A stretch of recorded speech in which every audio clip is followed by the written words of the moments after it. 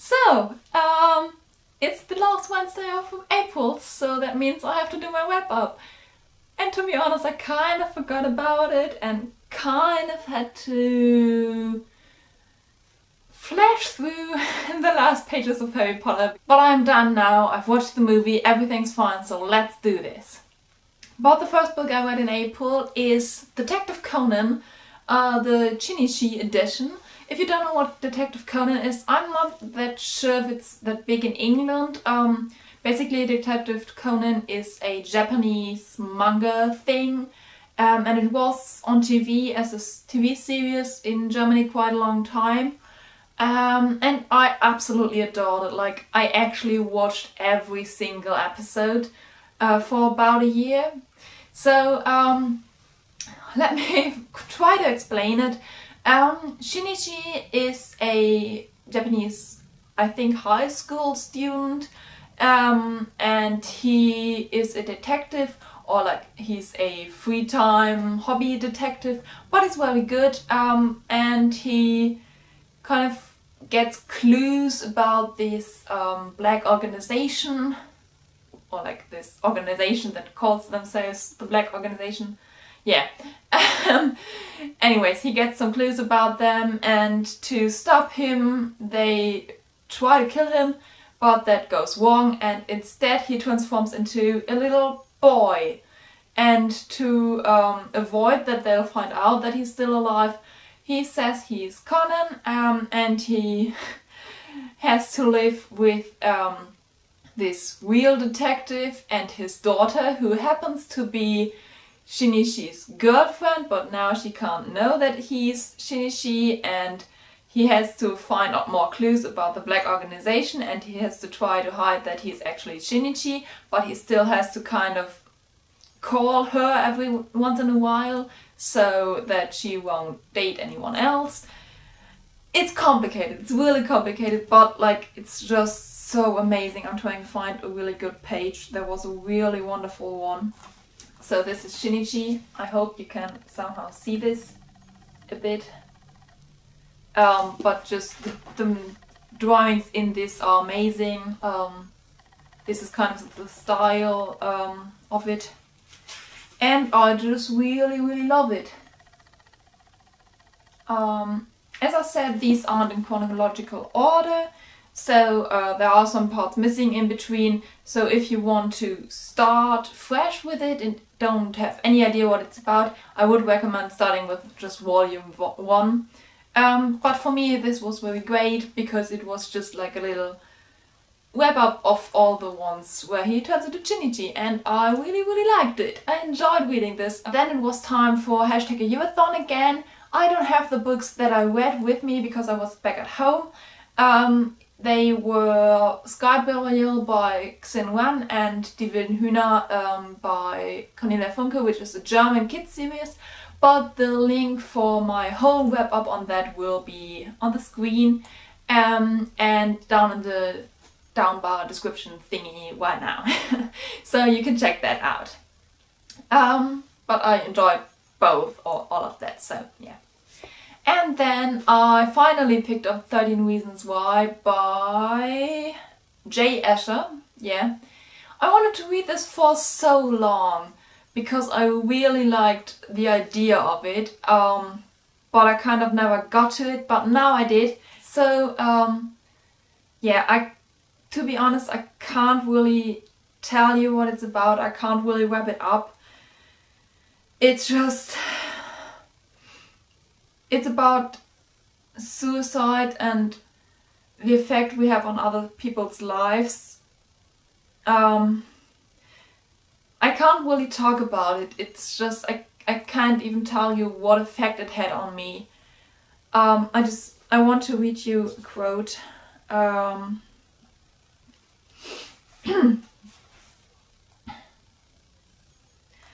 guess that's the point of it all. No one knows for certain how much impact they have on the lives of other people. Oftentimes we have no clue, yet we push it just the same. And basically that's what it's about. It's about people influencing this girl and her documenting how much it influenced her. And I already get really emotional just thinking about it, so it is a really tough subject, of course it is, but it was so amazing, and I just think it's one of these books that if you read it, you'll just start to think about your actions and your life in a different way. So, yeah. And then, as I said, Harry Potter, the fourth part, The Goblet of Fire. Oh my god, this is such a chunk of a book. Like, honestly, it has like 700 pages. But I said I would read one part every month, and I managed to do it, and I'm really proud of myself. So yeah, I guess I don't have to tell you what this is about, am I right? Okay.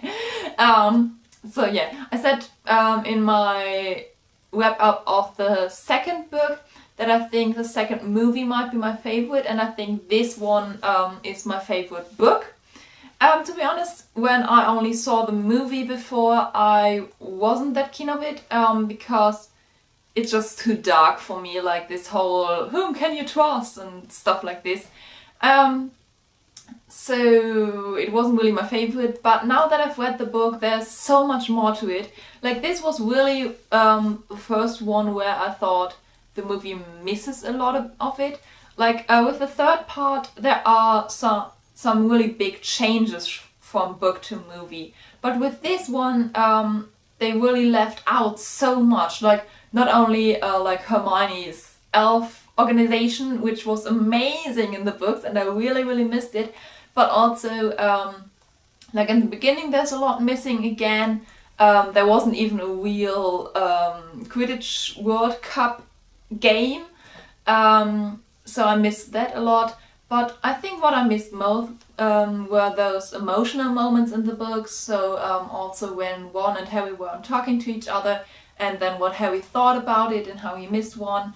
And I think it's sad that we don't really get that much of this experience, how Hermione is between the two of them and how she is still a good friend to both of them. And I also miss the parts where we get to know Neville Longbottom a lot better. I think they tried to do that in the book, they tried to do that in the movie, but they didn't quite get it. But yeah, as I said, I think this might be my favorite book. I still have a lot to go, so maybe I'll change my mind. And yeah, the movie is still really good, like it's well done, but I think they focus too much on the dramatic side of things, and therefore it's just not my cup of tea. That actually were all the books I read. Onto the movies. As I said, I watched the Harry Potter movie. That's done. I also watched the first 6 episodes of Marvel's Jessica Jones, which is a TV show, and obviously it's from Marvel. I'm gonna finish that series and maybe do a whole video about it. I'm not that sure about that, but I can tell you that the first 6 episodes were just whoa, like actually blow my mind. Yeah, I think that these hints they have to the original Marvel movies are really cool. Like, there were a lot of moments where I just had to giggle a bit because it was really cute. There is a lot of sex, really, but just like the whole feeling of it and this detective theme, I just really enjoy this new superhero kind of way Jessica Jones works, because it's like with Ant-Man I said it's too cynical for me, and I think Jessica Jones is just like in the middle, in between, somewhere between totally authentic and real and taking it all seriously, and this Ant-Man, Deadpool, cynical, sarcastic, funny way. So she's just somewhere in the middle, and I really enjoyed that, and I'm looking forward to watching the rest of it. And then I also watched Zoomania or Zootopolis or whatever it is called now. And I actually wasn't planning on watching it because I don't really like animated movies where animals talk, because I think it's kind of stupid that we try to personify everything. Is that how it's gone? Is that what you say? Personify? You know what I mean, right? Yeah, okay. But like, yeah, I watched it and I actually really enjoyed it, because there were just so many deep thoughts behind it. And it actually made me question whether these deep philosophical thoughts already were in the movies or in the Disney movies when I was a child. And if I just didn't realize it because I was a child, or if Disney just started doing that. But I'm not sure. It kind of made me question my whole childhood. But anyways, Zoomania is a really funny film. There are quite a few things I didn't quite like. But I think the animations are just really fantastic. Like when they go through this little mice town, that was really funny and awesome animations. Yeah, okay, I guess that's it for my April wrap up.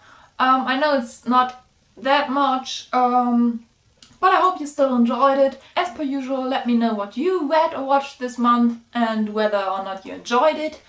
I would love to have a little chat with you. I always enjoy having recommendations and trying out new things. But yeah, I guess that's it. I shall see you next week and I hope you always have a reason to smile. Goodbye!